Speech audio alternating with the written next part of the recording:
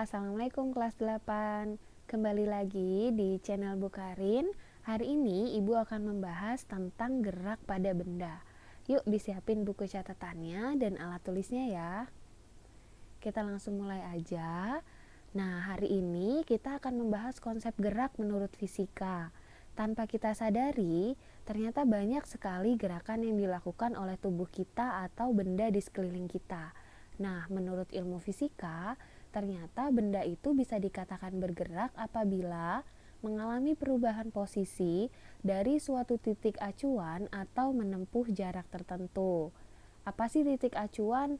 Titik acuan adalah titik awal benda atau titik tempat pengamat berada.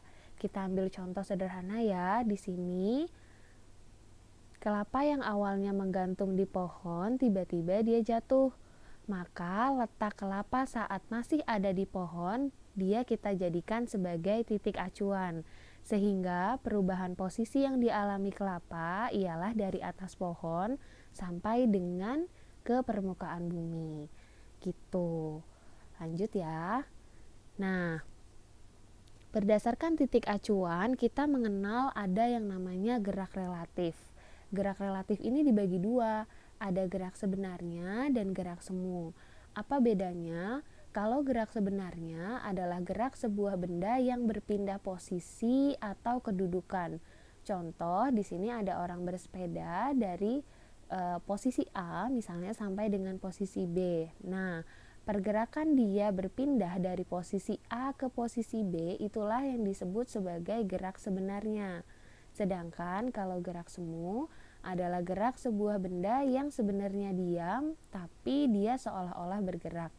Contoh sederhana adalah saat kamu naik kereta, kemudian kereta itu bergerak, tapi rasanya kamu di dalam kereta itu juga mengalami pergerakan, padahal kamu di dalam kereta itu sedang duduk diam. Itulah yang disebut dengan gerak semu. Jadi itu perbedaan antara gerak sebenarnya dan gerak semu. Paham ya? Oke, kita lanjut. Nah, sekarang kita masuk ke jarak dan perpindahan. Apa sih bedanya jarak sama perpindahan? Nah, ternyata jarak itu adalah panjang seluruh lintasan yang ditempuh suatu benda yang bergerak dari posisi awal hingga posisi akhir. Contoh di sini, jarak itu dilambangkan dengan warna kuning. Misalnya, posisi awal adalah di rumah, kamu ingin pergi ke toko buku dan nanti balik lagi ke rumah setelah membeli buku. Tapi kamu berhenti dulu di tengah-tengah, misalnya di sini karena kamu pengen jajan. Nah, yang disebut jarak di sini adalah panjang seluruh lintasannya. Jadi dari rumah kamu ke toko buku, kemudian kamu posisi akhirnya bukan sampai di rumah tapi sampai di tukang jajan tadi. Nah, itu yang disebut dengan jarak. Misalnya, jarak dari posisi awal sampai dengan toko buku adalah 100 meter. Nah, jarak dari toko buku ke posisi akhir kamu yang tadi kamu jajan itu 50 meter. Berarti total jarak yang kamu tempuh adalah 100 ditambah 50, yaitu 150 meter. Gitu, paham ya? Nah, kalau perpindahan kayak gimana? Perpindahan adalah perubahan posisi yang dialami benda dari posisi awal hingga posisi akhir. Nah, di sini dia digambarkan dengan panah berwarna merah. Jadi di sini posisi awal, posisi akhirnya adalah posisi kamu tadi jajan. Nah, jadi inilah yang disebut sebagai perpindahan. Jadi perpindahan itu bukan dari titik awal sampai titik akhir, tapi dari posisi awal sampai posisi akhir. Gitu, paham ya? Itu bedanya jarak dan perpindahan. Oke. Next. Kita masuk di gerak lurus. Nah, gerak lurus adalah benda yang bergerak pada suatu lintasan yang lurus. Contoh gerak lurus di sini ada 3 contohnya, sebenarnya masih banyak lagi. Yang pertama adalah gerak buah jatuh dari pohonnya karena tidak dipengaruhi angin. Nah, ini contohnya pohon kelapa, kemudian kelapanya jatuh lurus ke bawah. Kemudian yang kedua, gerak anak menuruni perosotan yang lurus di taman bermain di sini. Dan yang ketiga adalah gerak sepeda di jalan yang lurus. Itu yang disebut contoh dari beberapa gerak lurus. Nah, ternyata lintasan gerak benda ini selain lintasan lurus, dia ada lagi lintasan parabola, itu dia melengkung ya, seperti setengah lingkaran. Kemudian ada lintasan melingkar dan lintasan tidak beraturan. Itu. Nah, konsep gerak lurus di sini nanti dia dibagi dua lagi. Ternyata gerak lurus ini ada yang namanya gerak lurus beraturan dan gerak lurus berubah beraturan. Apa bedanya? Kita lihat sama-sama ya. Nah, gerak lurus beraturan atau yang disingkat dengan GLB. Nah, ciri-cirinya yang pertama adalah lintasannya berupa garis lurus, itu pasti karena kita lagi ngomongin gerak lurus kan. Yang kedua, kecepatannya konstan atau tetap. Jadi, misalnya nih sebuah mobil bergerak dengan kecepatan misalnya 120 km per jam di jalan tol. Tanpa orang itu menginjak pedal rem sama gasnya lagi, berarti itu orang tersebut sedang melakukan yang namanya gerak lurus beraturan. Ya, kalau nanti dia ngerem, berarti kan mobilnya kecepatannya lama-lama menurun, itu berarti bukan GLB lagi. Ya, paham ya? Jadi di sini jarak dari mobil ini ke sini dia bergerak itu selalu sama kecepatannya. Itu yang disebut dengan gerak lurus beraturan dan percepatannya dia 0. Gitu. Sedangkan kalau GLBB adalah gerak lurus berubah beraturan. Di sini nanti dibedakan menjadi dua, ada GLBB dipercepat dan GLBB diperlambat. Nah, karena dia gerak lurus berubah beraturan, berarti lintasannya sudah pasti dia lurus tapi berubah beraturan. Bisa cepat, bisa lambat. Kecepatannya jelas, berarti dia tidak tetap dan percepatannya itu tetap. Nah, contoh sederhananya di sini ada 3 mobil, ada merah, hijau, dan biru. Nah, di sini dia bergerak ketiganya beda-beda, ada yang cepat banget, ada yang lambat, ada yang sedang aja. Nah, itu disebutnya sebagai gerak lurus berubah beraturan. Oke, sampai sini paham ya? Oke, kita lanjut ya. Nah, selain perbedaan GLB dan GLBB tadi, kalian juga harus paham tentang grafik di GLB dan GLBB-nya. Di sini contoh dari grafik dan pola tetesan oli atau Teicher timer pada gerak lurus beraturan. Contohnya di sini itu ada jarak, yang di tengah itu ada kecepatan dan percepatan. Jadi kalau jarak itu dia pasti, misalnya dari titik A sampai dengan titik B itu dia bergerak, jaraknya pasti berubah dari 0 misalnya dia sampai berapa meter. Nah, jaraknya pasti dia semakin bertambah kan, maka dia grafiknya ke atas. Nah, tapi yang sering banget keluar dalam soal adalah grafik yang di tengah. Nah, grafik yang di tengah ini melambangkan kecepatan. Kenapa dia mendatar? Karena tadi ingat salah satu ciri dari GLB adalah kecepatannya konstan. Kalau misalnya dia di sini 10 dari titik A sampai dengan titik B, maka gerakan dia tetap 10 km per jam. Jadi nggak ditambahin dan juga nggak dikurangin. Itu ingat ya, grafiknya kalau GLB berarti dia mendatar. Nah, percepatannya tadi sama dengan 0. Selanjutnya yang perlu dipahami adalah polanya ini nih, pola tetesan oli atau Teicher timernya. Contoh sederhananya gini, misalnya mobil itu bergerak dengan kecepatan yang tetap. Nah, tetesan oli pada mobil tersebut pasti memiliki jarak yang sama antara tetesan yang pertama, kedua, ketiga, dan seterusnya. Kenapa? Karena gerak mobilnya itu selalu konstan atau sama, tidak bertambah dan tidak berkurang. Jadi kalau nanti dalam soal ada grafik yang menunjukkan kecepatannya mendatar seperti ini, berarti udah pasti GLB.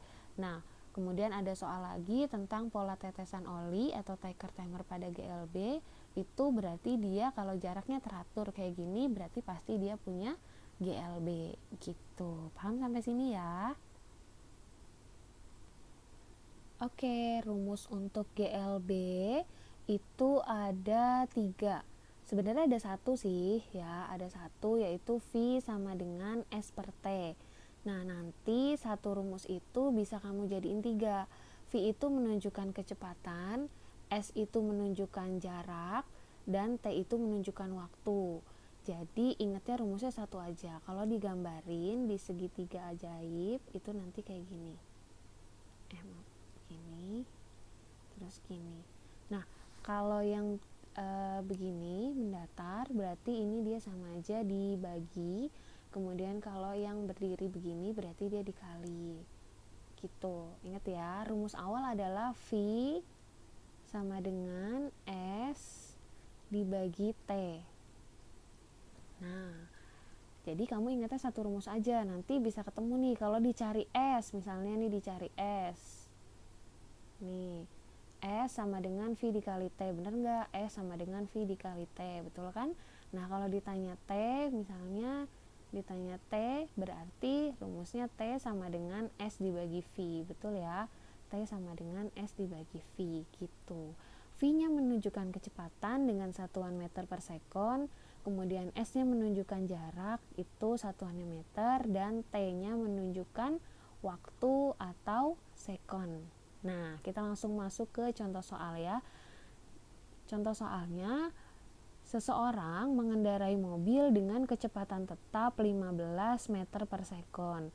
Tentukan yang A adalah jarak yang ditempuh setelah 4 sekon dan yang B adalah waktu yang diperlukan untuk menempuh jarak 3 km. Nah, di dalam fisika jangan lupa untuk menjawab itu wajib banget kalian tulis diketahuinya dulu. Ya, diketahui yang di soal itu apa? Kecepatan, berarti dia V-nya adalah 15 meter per sekon. Kemudian yang ditanyakan adalah yang A, jarak yang ditempuh setelah 4 sekon, berarti jarak tadi lambangnya apa? S, makanya A sama dengan S berapa yang ditanya dalam waktu T-nya 4 sekon. Yang B itu yang ditanya waktu yang diperlukan untuk menempuh jarak 3 km. Nah, 3 km ini masih dalam kilometer nih, sementara jarak itu harus dalam meter. Makanya di sini udah langsung Ibu rubah 3 km ini dirubah ke 3000 meter ya. Jadi 3 km sama dengan 3000 meter. Ingat kan cara mengubahnya gimana? Dia turun tangganya 3 kali, maka 3 dikali 1000. Hasilnya adalah 3000. Oke, kita jawab ya. Nah, jawab yang A, yang ditanya adalah S, maka S sama dengan V dikali T. V-nya berapa? V-nya 15 dikali T-nya tadi berapa? T-nya 4. Sama dengan berarti 15 kali 4, 60 meter. Gitu. Berarti yang A jawabannya jarak yang ditempuh adalah 60 meter setelah 4 sekon. Paham ya? Yang B, waktu yang diperlukan, berarti waktu adalah T. Maka T sama dengan S dibagi V. Nah, S-nya berapa? S-nya tadi 3000 ya, karena sudah dirubah. Dibagi V-nya 15. Oke, ini cara cepatnya 30 dibagi 15 berarti 2. Nolnya sisa 2 kan? Berarti di sini 200. Satuannya apa? Sekon. Atau S aja boleh. Gitu. Nah, jadi gampang kan? Itu cara untuk menyelesaikan soal A dan B-nya. Oke, setelah di GLB, kita masuk di GLBB. Nah, untuk GLBB di sini itu GLBB dipercepat dulu ya. Nah, bedanya tadi kalau GLB dia grafik kecepatannya hanya mendatar. Kalau dia 10 ya berarti 10 terus gitu kan ya. Tadi masih ingat. Nah, kalau GLBB dipercepat berarti kecepatannya selalu bertambah. Misalnya di sini dari 0 sampai dengan 30 meter per sekon. Nah, maka grafik untuk GLBB dipercepat itu dia naik ke atas ya. Contoh dalam kehidupan sehari-hari itu misalnya kamu naik sepeda di jalan menurun. Tanpa perlu kamu kayu sepedanya, maka sepeda itu lama-lama kecepatannya semakin bertambah karena dia posisinya menurun. Itu contoh sederhana dari GLBB dipercepat ya. Nah, pola tetesan olinya itu dia contoh sederhananya di sini delman ya. Delmannya itu jalannya dari dia lambat. Nah, titik-titik ini kalau kamu lihat awalnya dia lambat dulu. Lambat artinya dempet, lama-lama jauh dan semakin jauh. Berarti logikanya delman ini berjalannya itu lebih cepat gitu dari kecepatan awal. Itu ya, beda tetesan oli. Itu kalau misalnya grafik tetesan oli, paham ya? Gitu. Nah, sedangkan kalau dia GLBB-nya diperlambat, maka titik-titiknya semakin jauh itu semakin dempet. Kenapa? Karena kecepatannya menurun. Misalnya dari 20 kemudian dia menurun sampai dengan 0 gitu. Nah, jadi tetesan olinya digambarkannya dari dia jauh artinya ngebut, habis itu dia lama-lama pelan akhirnya berhenti. Jadi titik-titiknya terakhir itu dia dempet gitu. Nah, contoh GLBB diperlambat ini, tadi kan kalau GLBB dipercepat kamu naik sepeda di turunan. Nah, kalau misalnya GLBB diperlambat, kebalikannya kamu naik sepeda di tanjakan. Karena kamu butuh tenaga ekstra, maka di situ yang ada kalau misalnya kamu ke atas, kamu harus ngayuhnya semakin cepat, tapi sepedanya itu nggak bisa langsung ngebut, pasti dia jalannya itu semakin lama semakin melambat, akhirnya kamu bisa sampai ke atas gitu ya. Itu contoh sederhananya. Oke, sampai sini paham ya? Oke, ibu punya contoh soal nih, misal ya. Nah, ini ada pertanyaan. Bola meluncur dari P ke S seperti pada gambar. Jadi di sini ada tebing, turunan, kemudian dia mendatar, kemudian dia naik lagi. Ingat ya, tadi kalau misalnya nih bolanya turun dari P sampai ke bawah, berarti dia lama-lama kira-kira gimana? Lebih cepat atau lebih lambat? Nanti kita bahas ya. Pertanyaannya, grafik yang menunjukkan hubungan kecepatan terhadap waktu ditunjukkan oleh gambar yang mana nih? Ada A, ada B, ada C, atau yang D. Nah, sekarang kita lihat kalau misalnya dia menurun, semakin lama semakin cepat atau semakin lambat? Otomatis dia semakin cepat kan? Nah, kalau semakin cepat, maka grafiknya tadi gimana? Pasti naik ya, berarti grafiknya naik nih. Kalau nggak A, berarti C, karena kalau B nggak mungkin grafik pertama dia menurun ya. Kalau menurun berarti dia diperlambat tadi kan. Kemudian bolanya lewat nih di sini, pasti kan bolanya setelah menggelinding dari P turun sampai sini. Nah, nanti bolanya melewati lintasan ini nih yang nggak ada hitam-hitamnya. Nah, kalau standar aja tadi grafiknya lurus, berarti siapa? GLB. Berarti di sini juga sama, grafiknya lurus. Ini juga sama ya, lurus. Berarti benar nih, pasti antara A sama C. Kita cari yang terakhirnya, dilepasnya dari P ke S, berarti dari sini turun terus dia naik lagi ke atas. Nah, naiknya di sini nggak mungkin secepat dia turun. Nah, otomatis kalau semakin ke atas, kalau misalnya dia kecepatannya berkurang, dia lama-lama berhenti malah bolanya, ya kan? Berarti grafiknya pasti menurun. Maka jawabannya yang C. Gitu ya, paham ya? Jadi dari kalian harus bisa baca gambar diubah ke grafik atau sebaliknya, dari grafik diubah ke gambar. Jadi gambar yang tepat adalah yang C. Dari P sampai ke bawah dia GLBB dipercepat, kemudian GLB dan GLBB diperlambat. Oke, selanjutnya satu soal lagi. Di sini ada Arif melakukan percobaan dengan tiker timer dan diperoleh data gerak GLBB dipercepat. Nah, pola titik yang terbentuk di kertas adalah, nah berbeda dengan pola tetesan oli ya, yang tadi ibu jelasin kan pola tetesan oli. Kalau pola tetesan oli itu mengikuti logika kita, misalnya kalau mobilnya bergeraknya lebih cepat, maka tetesan olinya pasti otomatis akan semakin jauh. Kalau mobilnya bergerak lambat, maka tetesan olinya pasti akan semakin dekat jaraknya. Tapi yang di sini yang ditanya adalah Tiger timer.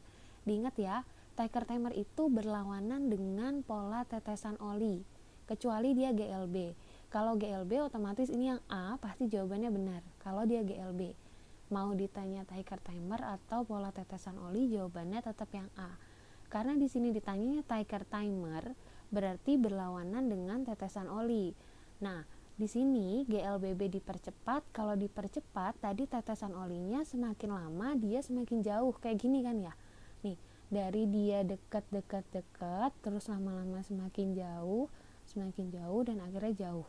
Nah, berarti ini GLBB dipercepat betul, tapi untuk pola tetesan oli. Sedangkan yang ditanya di soal adalah Tiger timer. Jadi kalau Tiger timer itu berlawanan persis dengan tetesan oli. Jadi jawaban yang tepat adalah yang B, kayak gitu. Paham ya? Oke, sampai di sini dulu pertemuan hari ini. Silakan kalian baca lagi dari awal dan dengarkan lagi rekamannya. Sampai bertemu di materi selanjutnya. Wassalamualaikum warahmatullahi wabarakatuh.